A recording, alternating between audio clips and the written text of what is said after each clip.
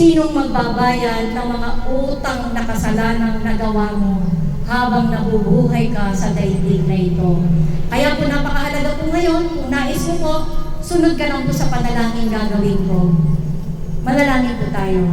Amang banal, dakilang Diyos, sa ngalan ni Kristo Jesus, sumasampalataya ako na ikaw ay nabuhay at nagkatawang tao upang tubusin ang aking mga kasalanan at karumihan.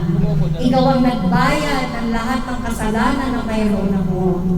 At ako po ay sumasampalatayang namatay ka bilang Kristo, inilibing at muling nabuhay. Upang kapag ako dumating sa hangganan ng buhay ko, mayroon akong buhay na walang hanggan sa piling mo. Kinikilala ko ang aking sarili bilang isang makasalanan na nangangailangan ng tagapagligtas. Itinatakwil ko po ang mga kasalanang nagawa ko laban sa iyo, laban sa aking kapwa, laban sa aking sarili. Patawarin mo po ako, pinagsisisihan ko po ang lahat ng mga kasalanang yan. Ako po ay linisin mo ng buhay, dalisay at makapangyarihang dugo ni Kristo Jesus upang siya na po ang makita mo sa loob ng buhay ko at magkaroon ng katuparan ang layunin na nais mo sa aking buhay. Ama, hinihiling ko po, isulat mo ang pangalan ko sa aklat ng buhay.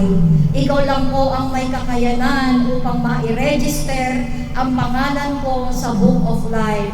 Upang pagdating mo ng hangganan, makapapasok ako tungo sa buhay na walang hanggan. Binubuksan ko po sa iyo ang aking puso.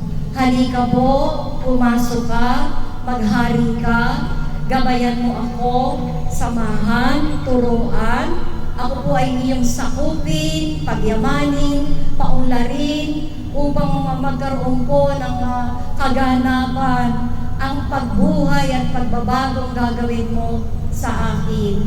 Maraming salamat po, Ama. Pinapahayag ko po mula ngayon, ikaw na ang aking Diyos at Panginoon na maghahari sa buhay ko. Gagabay, papatnubay, sasaway, magbibigay direksyon, magbibigay inspirasyon sa akin upang gumawa ako ng mabuti at nakakalugod sa iyong harapan. Maraming salamat po at ako ay pinagpala mo na magkaroon ng iyong buhay na salita. Sa kataas-taasang pangalan ni Kristo Jesus, sa pakikiisa ng banal na Espiritu. Amen. Yung kung ginawa mo, ang tawag po dyan ay pagsusuko ng buhay sa ating Diyos na buhay.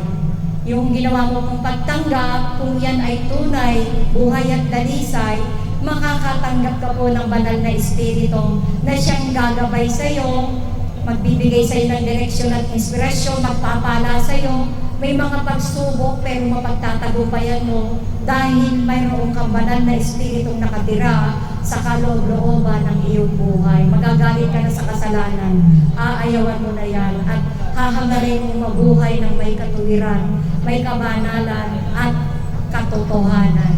Naroon ang iyong katapatan sa salita ng Diyos. Tandaan niyo po, hindi magtatapos sa kapirasong pagtanggap ang iyong ginawa. Kinakailangan niyo pong saliksikin ng kasulatan. Kumakain ka po ng 3 beses isang araw, baka hanggang 7 beses pa, para mabusog ang iyong pisikal na katawan. Paano naman po ang iyong espiritu? Mahalaga po kakain yan. Dahil kapag hindi mo pinakain ang iyong espiritu ng salita ng Diyos, hindi po magkakaroon ng buhay ang espiritong patay.